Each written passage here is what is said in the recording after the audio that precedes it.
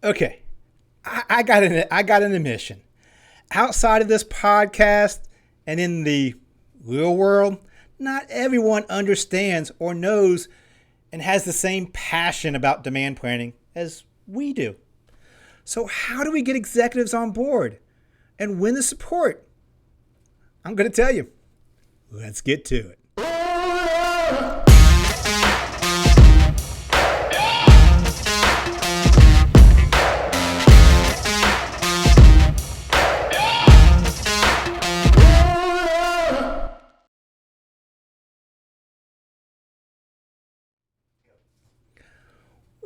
Welcome. Another fabulous episode of IBF On Demand with another fabulous time with your host, Eric Wilson.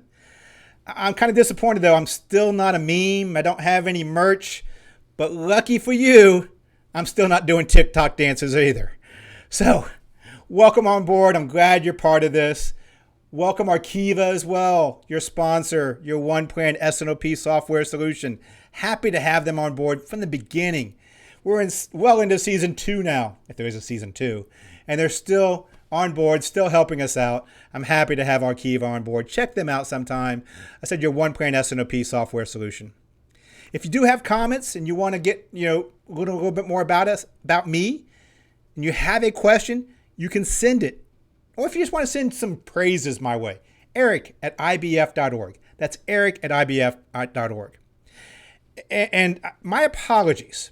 I'm getting a lot of messages, DMs on LinkedIn. Guess what? I just found some unread messages from 2018. So if you are messaging me on LinkedIn, I may not see it. You probably want to do the eric@ibf.org. And if you are sending me messages, I'll get around them back to you about 2022.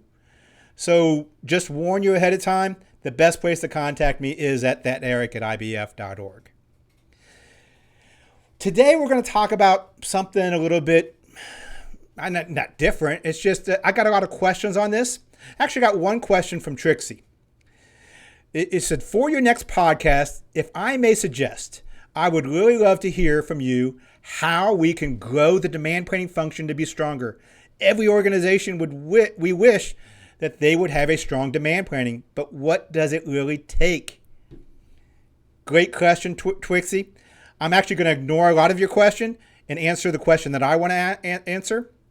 But just in honesty, probably just take your question one step further. Because I get very similar questions to this a lot. And I got a lot of other questions about not necessarily how do you grow it if you already have one, but how do you get started in the first place? I mentioned in the beginning, I understand not everybody shares the same passion that we do. I'm not going to say me, we. Not everybody has that same passion for demand planning and forecasting and predictive analytics and S&OP and gets excited about that. So if in the real world, when we're talking to businesses, how do we get them on board to let them understand the value that we know it has? I mean, I said I get it. It's kind of a bubble that we live in. We see the value of it. This is an echo chamber. You're watching an echo chamber right now. I'm telling you things that you already know and understand the value we provide. Last episode, we talked about that strategy. Forecast drives the strategy. I truly believe that. And you understand that as well. So this is an echo chamber. We live in a bubble. I get that. I understand that. And I have been where you are. I have developed demand planning functions in organizations from the ground up. I came in where they had no really formalized forecasting process and function and built an organization inside a company. So I've been there. I've had to sell it to organizations where I've come in and they really truly didn't understand it and had to explain and really sell it inside that organization to and fight for everything I needed from people, process, technology, fight for every bit of it inside of an organization to really get what we needed to help the company out. I've been there. I get it. I can honestly say, I feel your pain. I understand.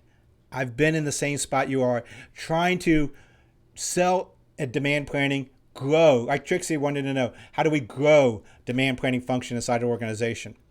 So I don't care if you're coming on board, to answer Trixie's question, if you're coming on board and you're already in an organization, you just want to make it better. I don't care if you're in an organization and you're frustrated because you're in a different type of role and they really don't have that formalized forecasting process, and you want to really formalize it and create a demand planning function. Wherever you are in that maturity level, there's a salesmanship and a next level you can get to. That's what this podcast today is about. And that's what hopefully together we're going to have this discussion and help answer that question for you of exactly wherever you are, how do we get to that next level? I'm going to present it from the very basic level, but you can take it and really make it your own and cater it towards whatever level you're at. I'm going to go through 5 tips. 5 tips of exactly what you need to do. And believe me, I said I've done this at organizations. I learned the hard way. You're learning from my mistakes. You're learning from other organizations' mistakes.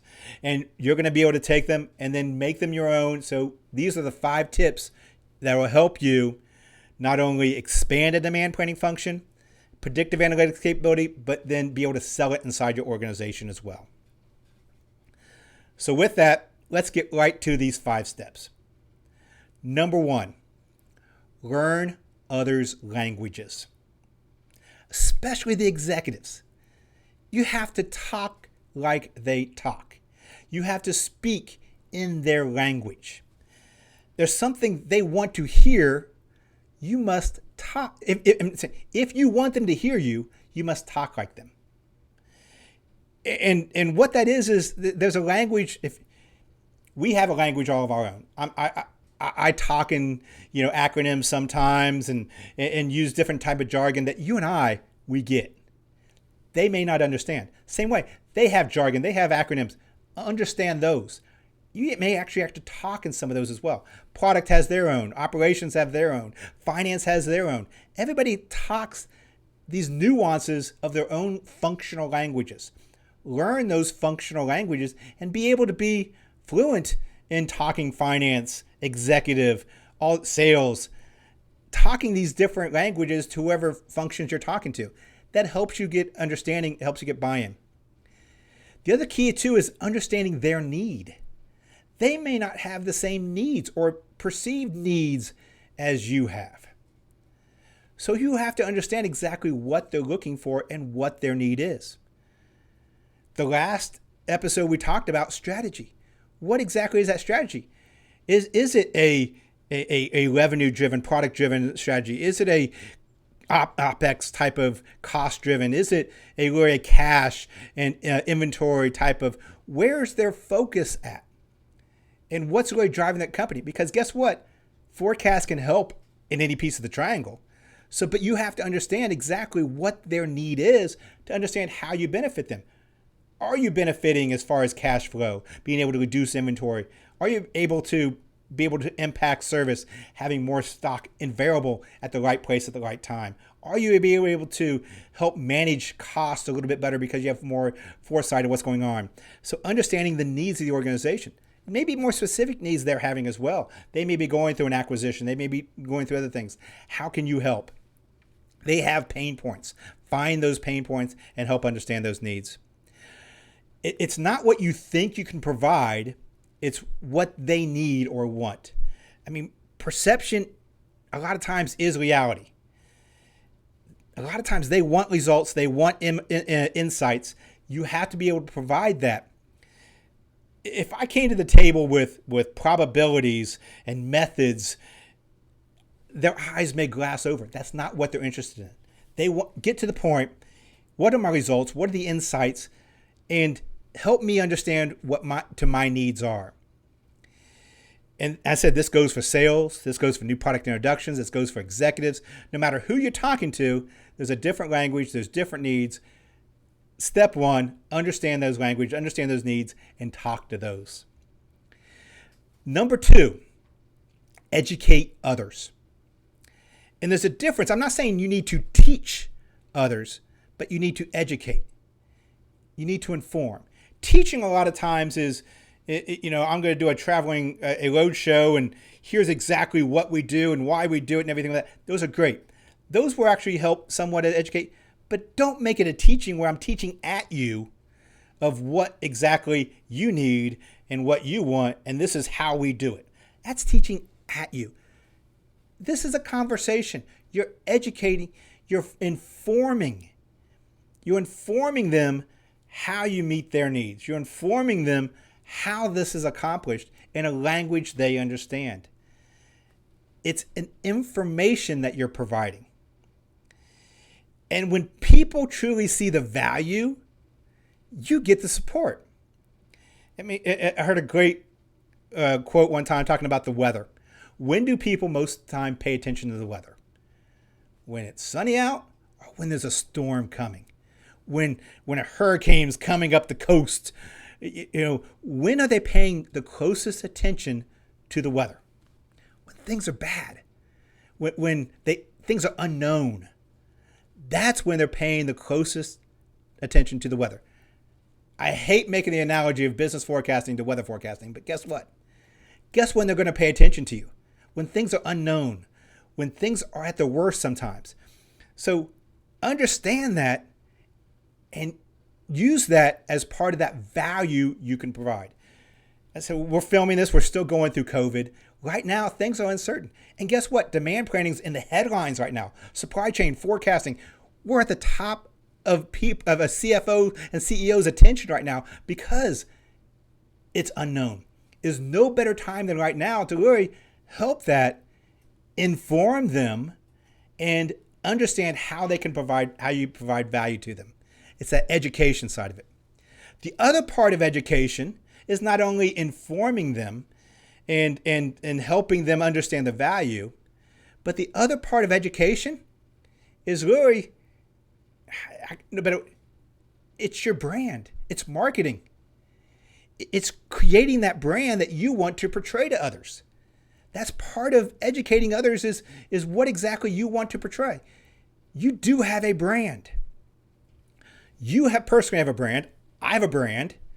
Gets damaged every time I do one of these podcasts. I have a brand, but you have a brand. But guess what? A demand planning function inside your organization has a brand as well.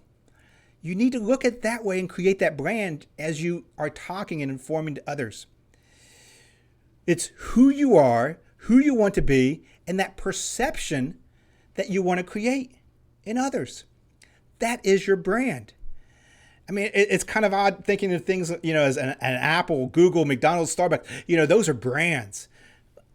It's no different for you. You have a certain internal brand in your organization that you provide. You provide value. You provide insights. You're talking their language. This is the brand that they understand, and you become the go-to for what you are known for. And the reason this is because it also, let's be frank, there's a competition inside your organization for attention, budgets, time. There's a competition with other functions, a lot of times for budgets, for the executive's time, for attention. So that brand helps them identify exactly when I need this is who I'm going to. This is what they can provide. This is why I believe in them. And the key is you do need to believe in yourself, but then project that brand of what you want projected to others as well. Number 3, find a champion and a sponsor and a mentor. Really, all 3.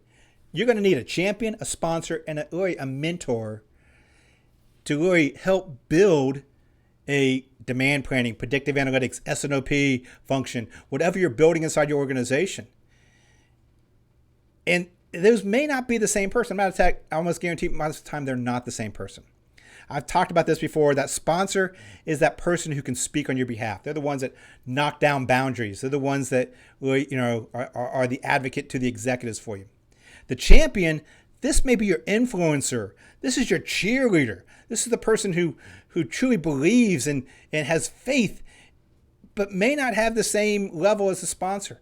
They may be 2 different people, but it's important. The key is the champion is the influencer. The sponsor is the ones that can really break down the barriers and speak on your behalf. And then I mentioned that last one is the mentor as well. That mentor a lot of times is inside your organization. I hope IBF can be a mentor to you. I could be a mentor to you if you need help specifically on, how do we do this inside of an organization, or how do I, truly grow at this kind of, stalled now, what do we do type situation. A mentor is going to help push you. A mentor is going to help you gain the knowledge and keep up to date. The mentor is going to help you really understand what's happening outside your organizations a lot of times as well. And a mentor is going to make you better. And I truly believe that IBF is one example of that can be that mentor to you. So you need to find that internal champion. You need to find that sponsor. But you also need to rely on external information like this podcast, like IBF, different events that we have coming on. Work with us from a consulting or type of advisory service when you become stuck or just need an unbiased third-party advice on something as well. We could be that mentor or keep contact and pushing you really to that next level of what you need to be. When it comes back to that sponsor and champion, though, don't assume that is a supply chain person. It may not be. I've been in organizations where, the champion, that person, that influencer was really finance, because that was the person that had the CFO's ear. The sponsor was the executive vice president of supply chain. But that champion was someone in finance that really had the CFO's ear, because they seen the value in it. And we had a great working relationship, and they became that champion of, this is what we need to do. This is why we need to. This is the reason we need to start listening to what they have to say. This is the way we need to create a functional process outside of supply chain that really is unbiased, that helps supply chain, helps that sponsor provide the signals they need better, but helps provide the company insights they can act on as well. And I built a whole demand planning function out of having a sponsor as executive vice president of supply chain and a champion as a director in finance. Those were my two keys that really built a demand planning function. So you don't always assume that it's the same person. Don't always assume that supply chain has to be where you are. The next thing is, it's okay to ask for help. Mention the mentor part. One last thing on there. It's okay. If you are at a place and you need help, reach out with a question. Might be a future podcast, or might be able to answer things, or might be able to point you in a direction as well. So don't be afraid to ask for help, not only from us, but internally then as well, to be able to really get what you need. So that's 3 of them. What's the number 4? Number 4, you have to be the salesperson.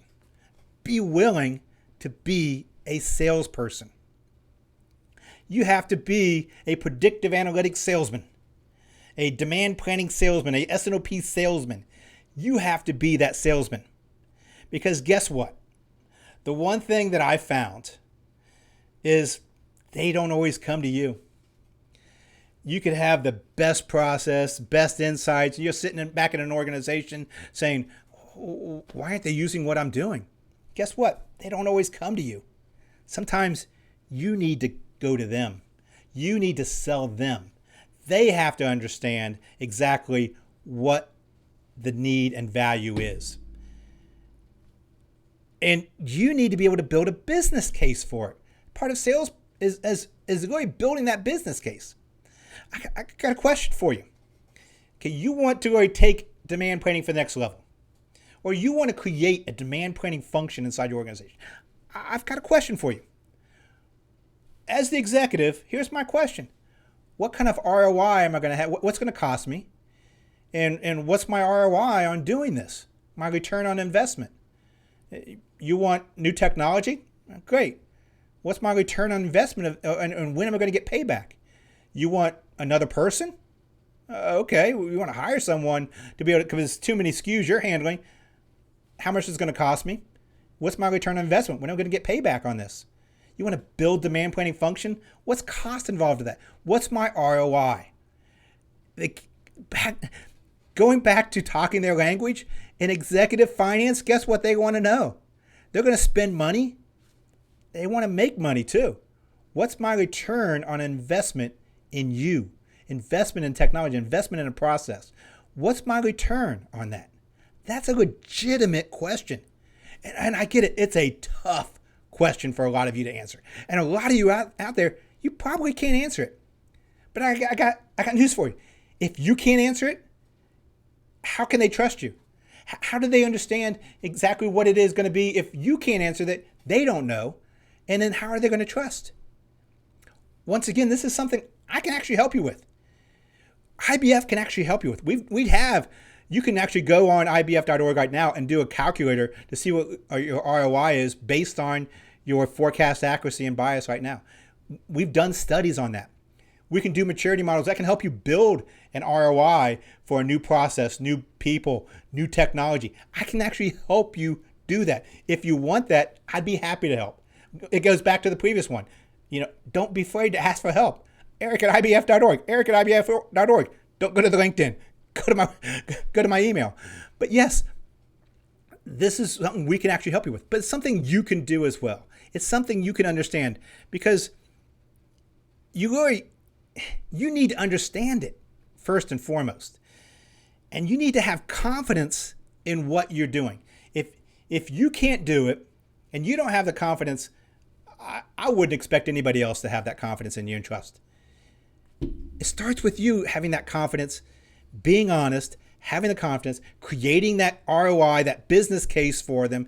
It starts with you to be able to do that type situation because you're the salesperson on it. You're selling it.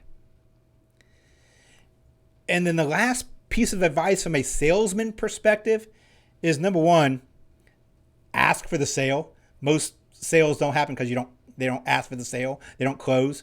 Ask for the sales. If you want something, be willing to ask for it. Be willing to state your case for it. And then close with asking for exactly what you want and what they're going to get out of it. But then another key thing, another reason salespeople struggle or salespeople are good, the difference between a good salesperson and a bad salesperson is how much they talk and how much they listen. So one of the keys in really selling this into an organization, you can do all this, best business case and everything. Make sure you listen. Make sure you hear what they're saying, what they want. It goes back to the very beginning. Okay, you have to speak their language. Best way is to listen to how they talk. Listen to what they're wanting. Listen to what they need, and then tell them, inform them through education how you're providing those those things for them. That's a salesperson. That's what a good salesperson does. And you need to be that good salesperson in predictive analytics, demand planning, S&OP, whatever you're trying to create. Once again, need help? Let me know. We'll be happy to help you out with that.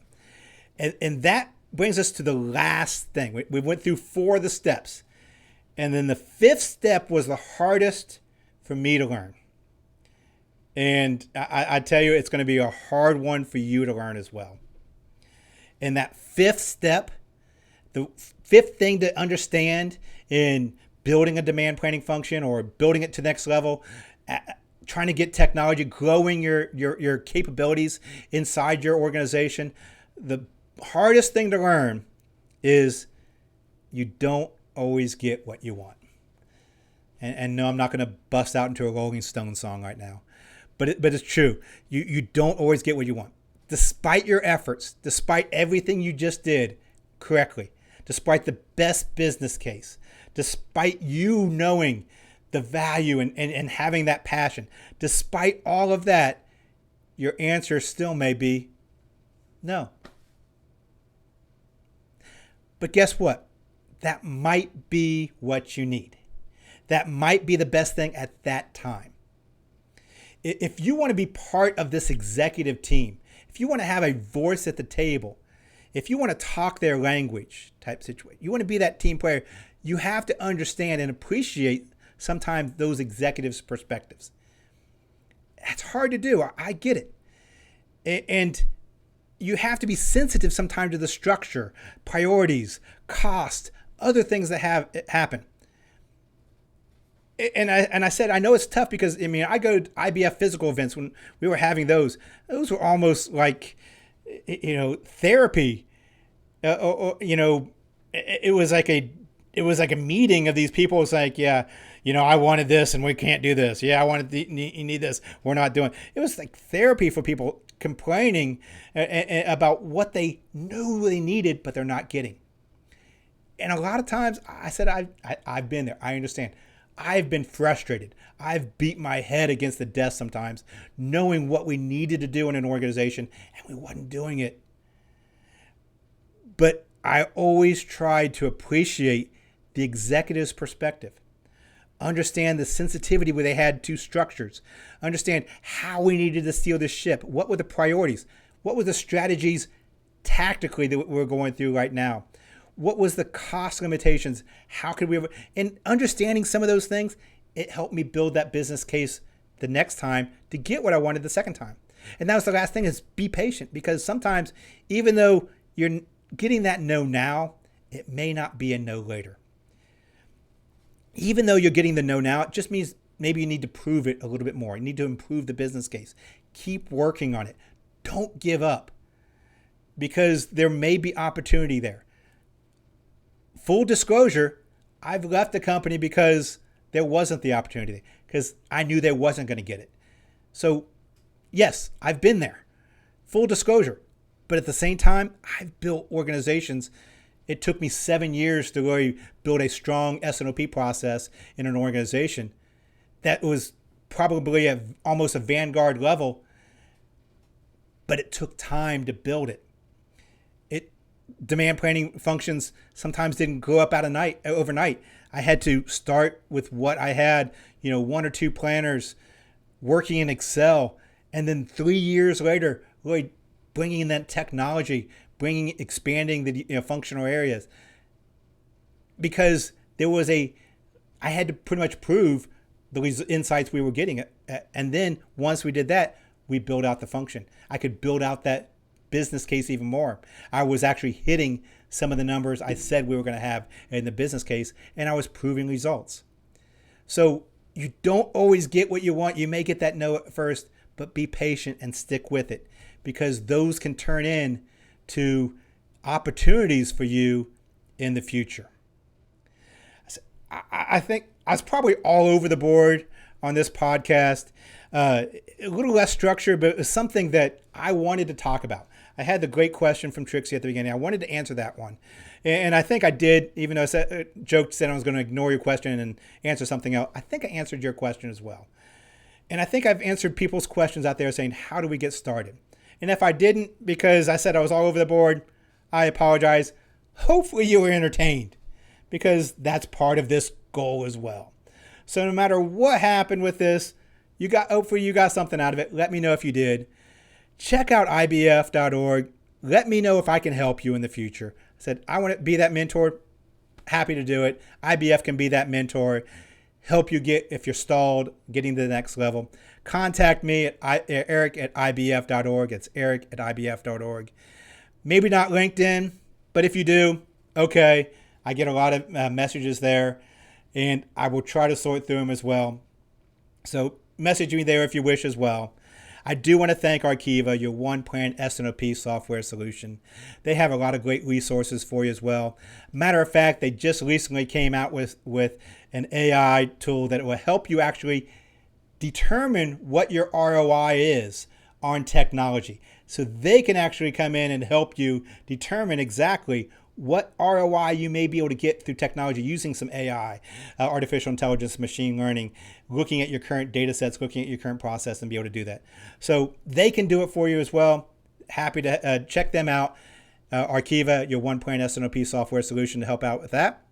So please continue to like this, continue to share, continue to subscribe, continue to be part of the audience, continue to be part of the family here. And if there's any other questions I can not answer for you or answer for you, please send them in, and we'll continue this journey together. I'm Eric Wilson. This is IBF On Demand.